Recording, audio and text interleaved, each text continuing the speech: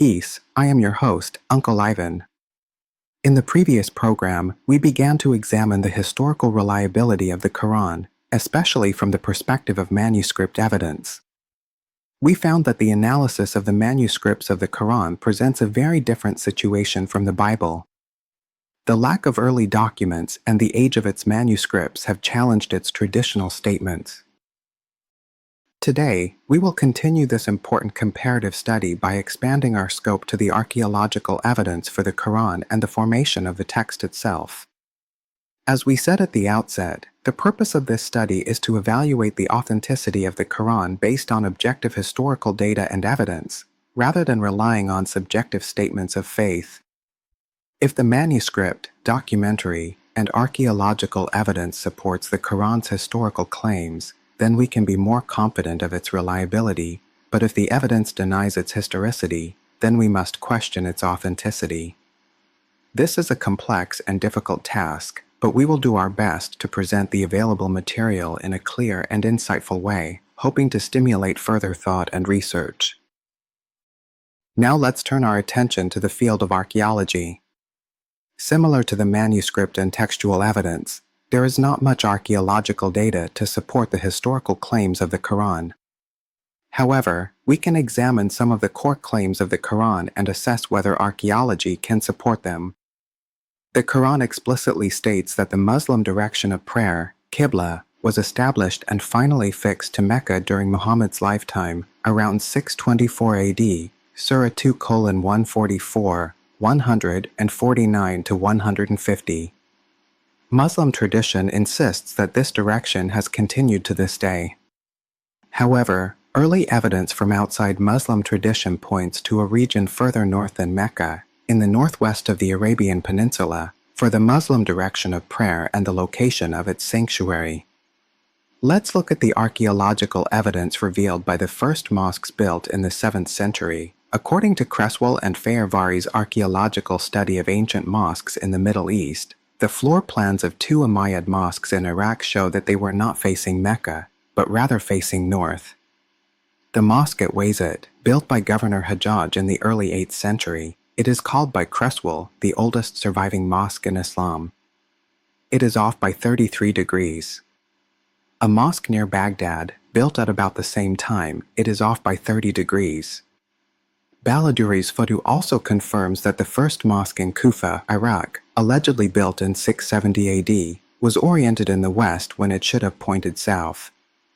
The original plan of the Mosque of Amr al-Azan Fustat, a garrison city outside Cairo, Egypt, also shows that it was oriented too far north, until it was corrected under Governor Qurabi Sharik. This is consistent with later Islamic tradition that Amr originally faced slightly southeast, not due south, when he prayed. All of these early mosques were oriented to the north, perhaps even closer to Jerusalem. This raises a key question. If Muslims could not determine the direction, why did they all point to a common north location, namely northwest Arabia, or perhaps even Jerusalem? This contrasts with the Quran's claim that the Qibla was fixed to Mecca during Muhammad's lifetime, c. 624 AD. This was not limited to the mid-7th century. The Christian writer and traveler Jacob of Edessa, a contemporary eyewitness in Egypt in late 705 AD, recorded that the Arabs, Maghreb, faced east toward their Kaaba when they prayed in Egypt. This suggests that the direction of prayer toward Mecca may not have been established until 705 AD. It is worth noting here that the word Kaaba does not necessarily refer to Mecca, as there were other Kaabas used for idolatry in market towns at the time.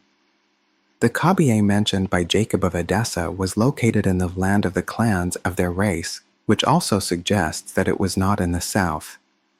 Dr. Hotting of the School of Oriental and African Studies, SOAS, at the University of London also pointed out that new archaeological discoveries of mosques in Egypt from the early 7th century confirmed that Muslims, or Hagarenes, at that time did indeed pray facing north, probably towards Jerusalem.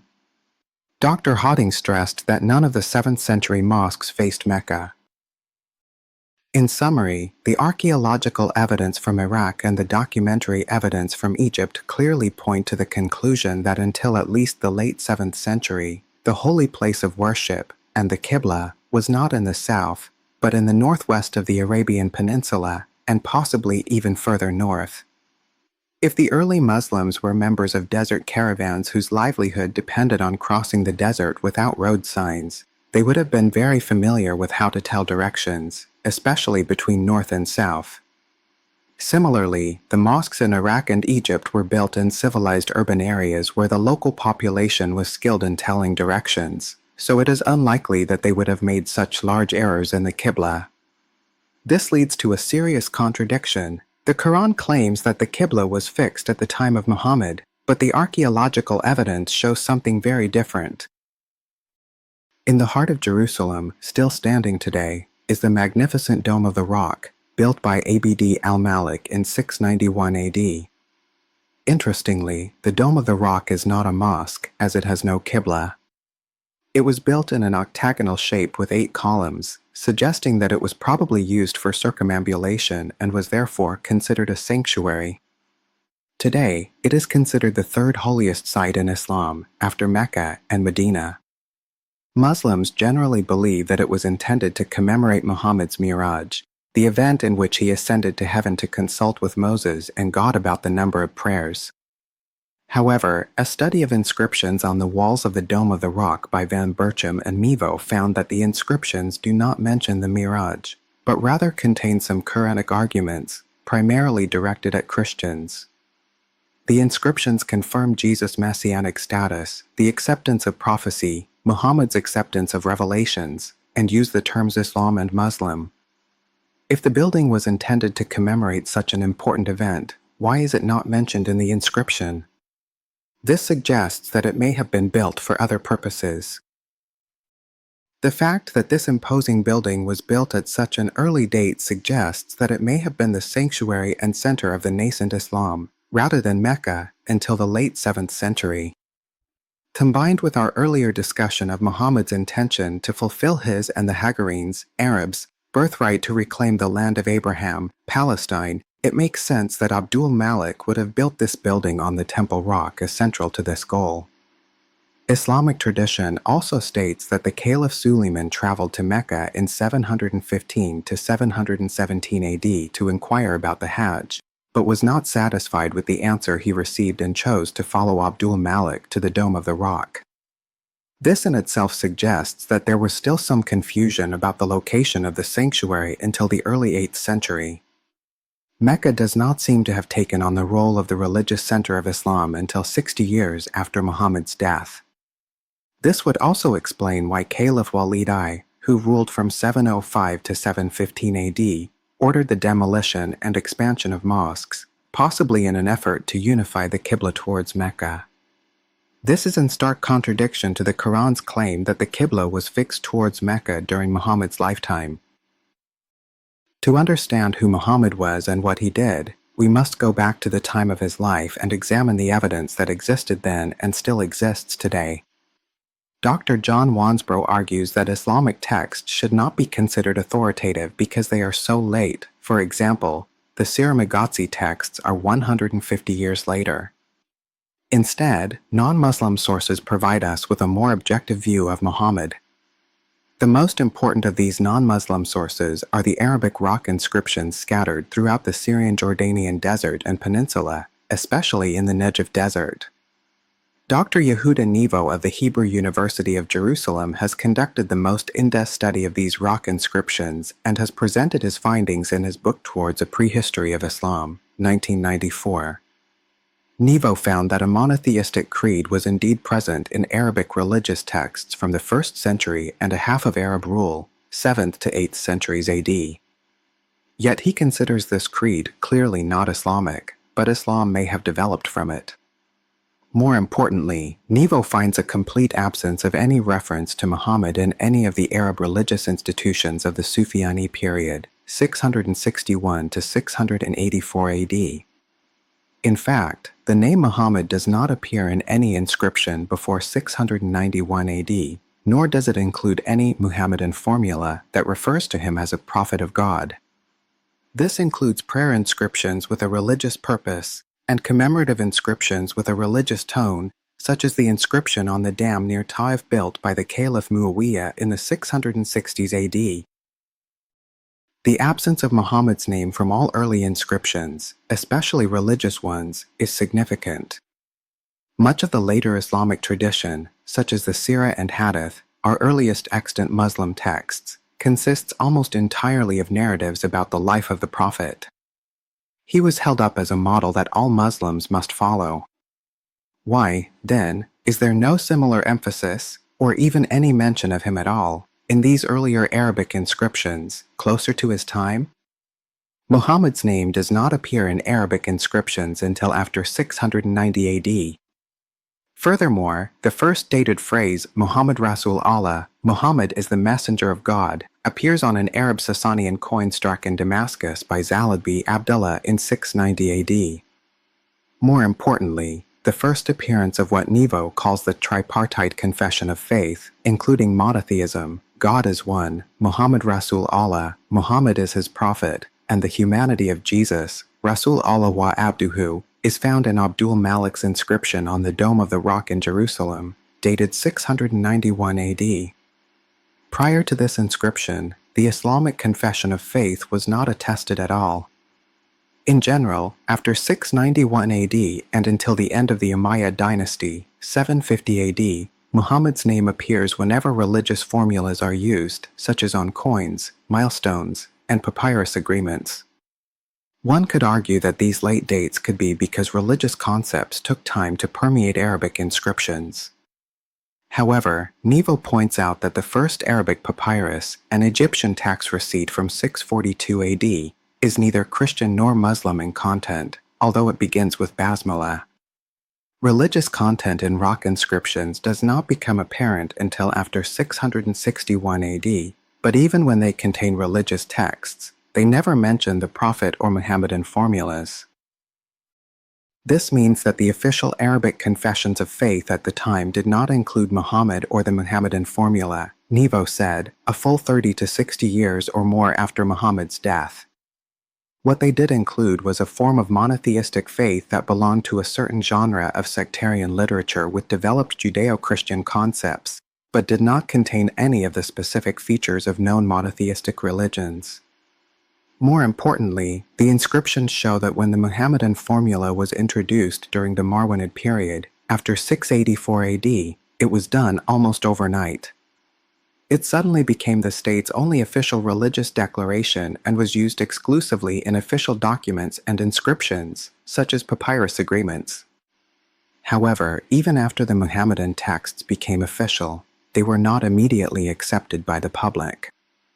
People continued to include non-Muhammadan legends in personal inscriptions and everyday documents many years after they appeared in state statements. For example, Nevo found a scribe who did not use the Muhammadan formula in his Arabic and Greek correspondence, but did use it in papyrus agreements with his name and titles. In fact, Nevo argues that the Muhammadan formula does not begin to be used in popular rock inscriptions in the central Negev until about 30 years, or a generation, after Abd al-Malik's introduction, during the reign of Caliph Hisham, 724 to 743 AD. And, according to Nevo, even if these inscriptions are Muhammadan, they are not Muslim texts. He argues that Muslim texts do not begin to appear until the early 9th century, c. 822 AD, coinciding with the earliest written Quran and the earliest traditional Muslim accounts. Thus, these inscriptions seem to indicate that Muhammad's elevation to the status of universal prophet occurred in the late Marwanid period, after 684 AD, not during Muhammad's lifetime. Even then, the Muhammadan formula introduced was not exactly the same as we know it today. Now, let's look at the Quran itself. Available evidence suggests that the Quran underwent a transformation within 100 years of the Prophet's death. We have found coins with purported Quranic texts dating to 685 AD, minted during the reign of Abdul Malik.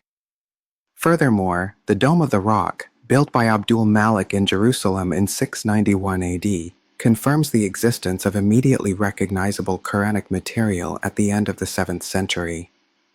However, the Quranic quotations on the coins and the Dome of the Rock differ in detail from the Quranic text we have today.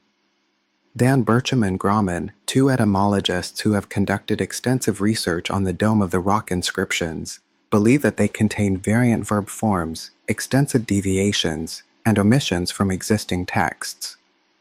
If these inscriptions were indeed derived from the Quran and contained these variations, how could the Quran have been canonical before the end of the 7th century?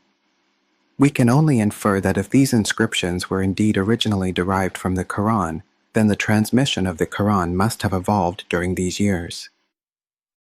B sources also seem to suggest that the compilation of the Quran was rather hasty. Dr. John Wansbrough emphasizes that the book is markedly lacking in structure, its language and content are often vague and incoherent, its fragmentary material is perfunctorily joined, and variant passages are repeated. Based on this, he has reason to believe that the book is the product of a slow and imperfect compilation of materials from a variety of traditions. Therefore, Crone and Cook argue that the appearance of the Quran must have been a sudden and late event due to the imperfections of the compilation. As to when this event occurred, we cannot be completely sure, but we can make educated guesses. From our previous discussion of the dating of the earliest manuscripts, it can be concluded that there is no documentary record of the Quran in the mid to late 7th century. Outside of the Islamic literary tradition, the earliest recorded mention of a book called the Quran occurs in the mid-8th century, in a conversation between an Arab and a monk from Bet Hale. However, we cannot know whether the content of the Quran at that time was significantly different from the Quran we have today. Both Crone and Cook agree that, aside from this small mention, there is no indication of the Quran's existence before the end of the 7th century. Crone and Cook further suggest in their study that a logical historical context could be that the Quran, or rather a rudimentary Quran, was being compiled and promoted as the scripture of Muhammad beginning in 705 AD under the direction of Hajjaj, the governor of Iraq. In an account attributed to Leo by Levand, the governor Hajjaj is described as having collected all the old Hajjari writings and replacing them with others according to his own taste, which he then distributed widely throughout his country. A reasonable conclusion is that it was during this period that the Quran began to evolve and possibly be written down, before finally being finalized as what we now know as the Quran in the mid to late 8th century. From our brief survey, we can conclude that the archaeological evidence for the historicity of the Quran has proven to be the most devastating. Remains and inscriptions from the 7th and 8th centuries seem to contradict not only the view that the Qibla was established during Muhammad's lifetime, but also that he founded the text of the Quran. Moreover, his status as a universal prophet as the seal of the prophets is thus called into question. These are indeed significant and troubling questions. Combining the manuscript, textual, and archaeological evidence, we have reason to question the reliability of the Quran.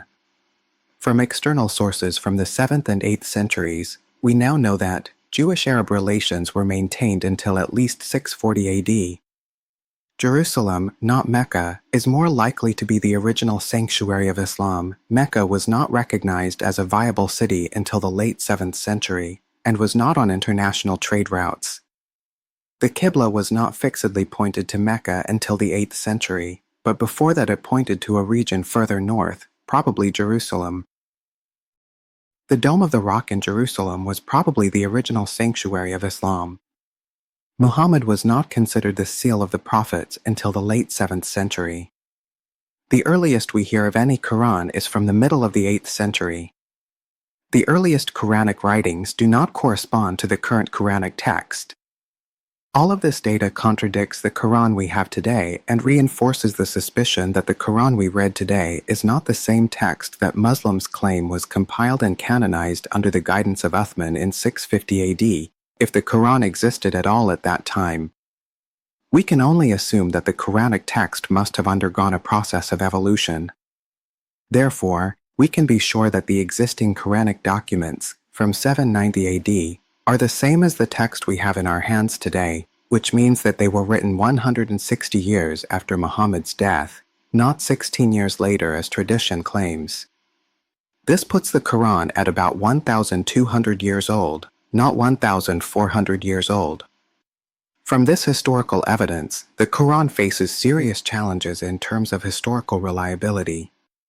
Next time, we will look at the archaeological evidence for the Bible to see if it faces the same problems.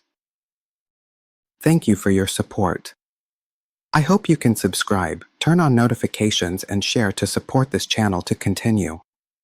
To learn more, join my Patreon. There is a text version in the member area. Let us know God, think about faith, and live out Christ together. Goodbye.